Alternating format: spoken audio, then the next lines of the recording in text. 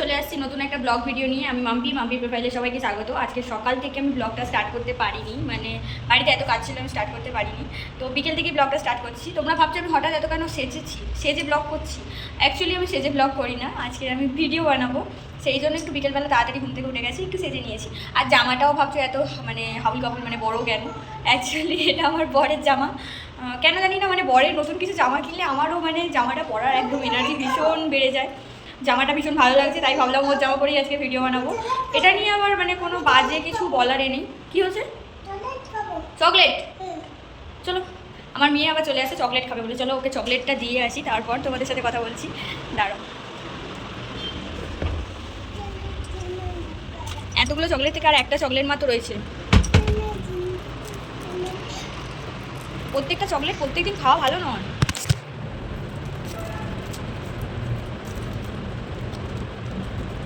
কাঁদলে জেদ ধরলে না ভালোই লাগে না তো। অ্যাকচুয়ালি বাচ্চাদেরকে কিন্তু চকলেট দেওয়া ভালো না।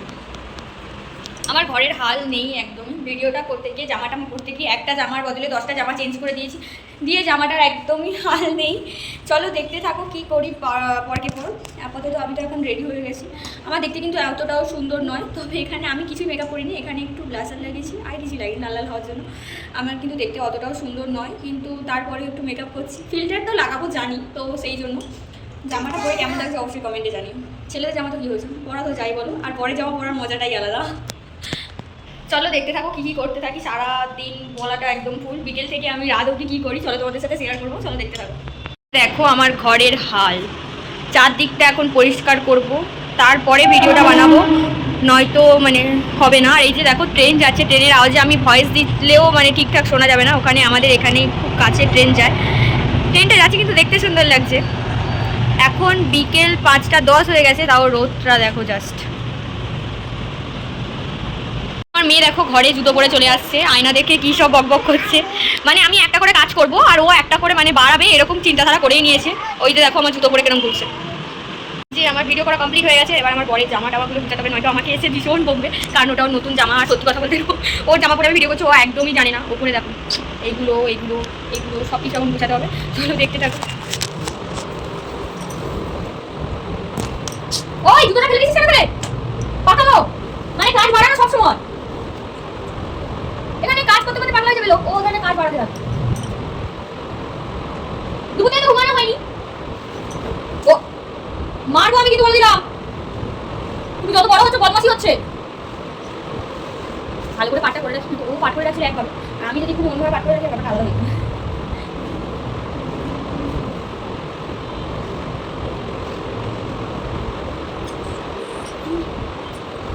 সরে যা।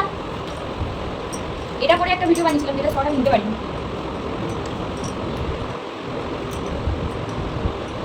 এটা আমার জামা, সেই জন্য আমি অত ভালো করে চাই। বড়টা অনেক ভালো করে বুঝতে পারে না, তো ও তো শোনাবে এসে আমাকে, বলবে ছেলেদের জামা পরে মানে ভিডিও করবি আবার ঠিকঠাক করে রাখবি না। আবার এটা ভেবো না যে তোর মানে তোমার বর তুই করে কথা বলে। আমাদের লাভ ম্যারেজ, তো আমাকে ফার্স্ট ফ্রেন্ডলি কথা বলতো, তো সেই জন্য তুইটা এসে যায়। আর এখনো পর্যন্ত আমরা চেঞ্জ করতে পারিনি, মানে তুই থেকে গেছে। চলো এগুলো রেখে দিই।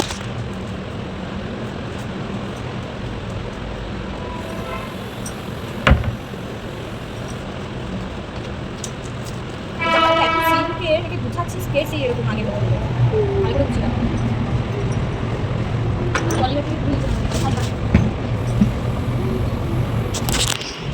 দাঁড়াও সর।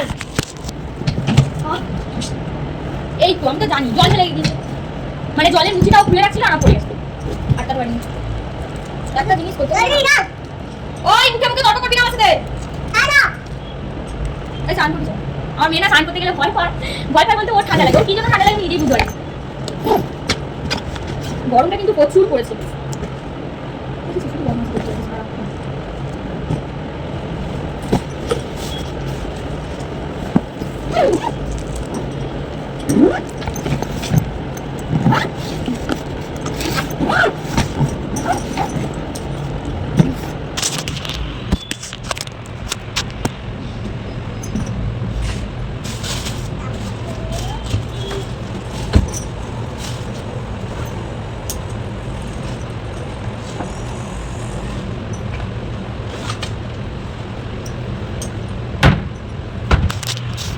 অবশ্যই কমপ্লিট করতে পারছি।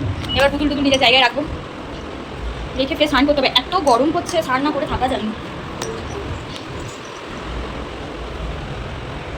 পুতুলগুলো আমি এই পরিষ্কার করছি, এর মধ্যে এরকম হাল করে দিয়েছে, এখনো এরকম হাল হয়ে আছে।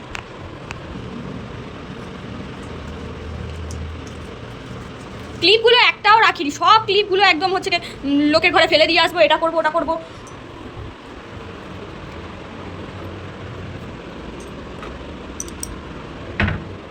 এই মুচিটা কোথায়, মুচিটা কোথায়? ইস জল দেখ, নতুন জুতোটাকে আমার মুড়ে টুড়ে দিয়ে একদম ভয়তে পালাচ্ছিস কেন? একটা করে বোতলের মুচিগুলো সব হারিয়ে দে তুই ওই করতে করতে।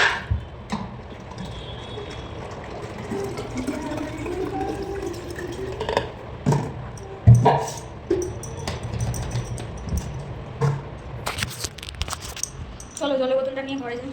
একটা জলের বোতল ঘরেতে রাখি সবসময়, কারণ ঘুমের টাইমে হুট করে উঠতে ইচ্ছা করে না। কিন্তু এই আমার মেয়ে একটা করে বোতলের মুচি কোথায় যে ফেলে দেয় ভগবানই জানে। ফেলে দিলে তো আগে তাকে খুঁজবেও না, বাইরে ঢুকিয়ে দিই। দাঁড়ো,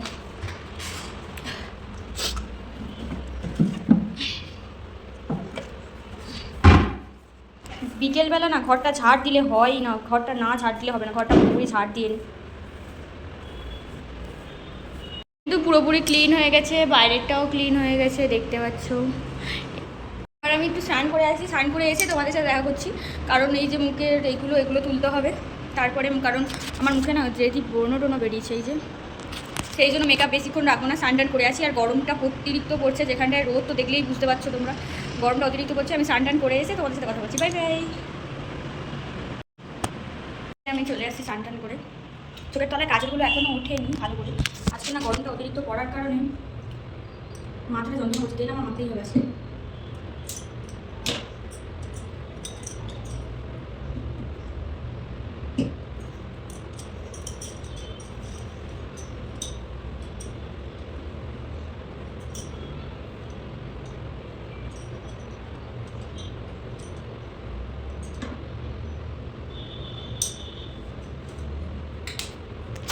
চলো রান্নাঘরে যা যা কিছু খাই, দুপুর থেকে আমি কিছু খাইনি আজকে, এত গরম পড়ছে, খেতেও ভালো লাগছে। আজকের ভাত করছিলাম, একটাই তরকারি করছি, কপি মাছ দিয়ে।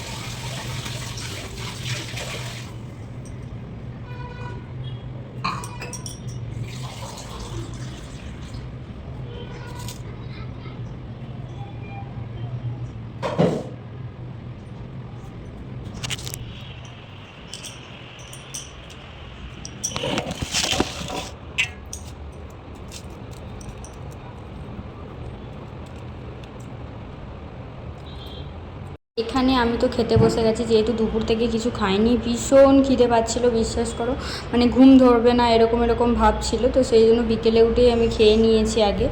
তারপর খেয়ে নিয়ে আমি এখানটায় রাতে খাবার তৈরি করছিলাম, তাড়াতাড়ি খাবার টাবার তৈরি করে নিয়ে, কারণ বাচ্চা উঠে গেলে, বাচ্চা যেহেতু আবার ঘুমিয়ে পড়েছে আমার মেয়ে, তো সেই জন্য উঠে যাওয়ার আগে আমি হচ্ছে গিয়ে কাজগুলো সেরে নিচ্ছিলাম।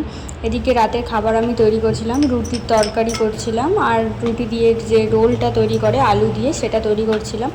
এদিকে প্রায়ই আমার রান্নাটা কমপ্লিট হয়ে আসছে, রান্নাটা কমপ্লিট হয়ে গেলেই মানে একটু বাইরের দিকে যাব। বিশ্বাস করো রান্নাঘরে এত গরম হচ্ছে, মানে বলারই বাইরে, কিন্তু কিছু করার নেই, রান্না করে তো খেতে তো হবে। এই যে আমার তৈরি হয়ে গিয়েছে, তো আমার কমপ্লিট হয়ে গেছে। চলো বাইরের দিক থেকে একটু ঘুরে আসছি, বাইরের দিকটা তোমাদের সাথে শেয়ার করবো। চলো বাইরের দিকের পরিস্থিতিটা কেমন। এই যে সন্ধে হতে হতে যায়, এখনও সন্ধে হয়নি, এখন বাজে তোমার 6:47, এখনও পর্যন্ত সন্ধে হয়নি, হবে হবে ভাব। সারাক্ষণ আমার বসে থাকা কাজ, সত্যি কথা বলতে আর কোনো আমার কাজ নেই এখন, মানে মনে হয় যে কখন আসবে কখন আসবে, বর আসার অপেক্ষায় বসে থাকবো এখন, কখন আসে দেখা যাক। টাটা বাই বাই, আজকে ব্লগটা এই পর্যন্তই, আবার দেখা হবে নতুন একটা ব্লগে।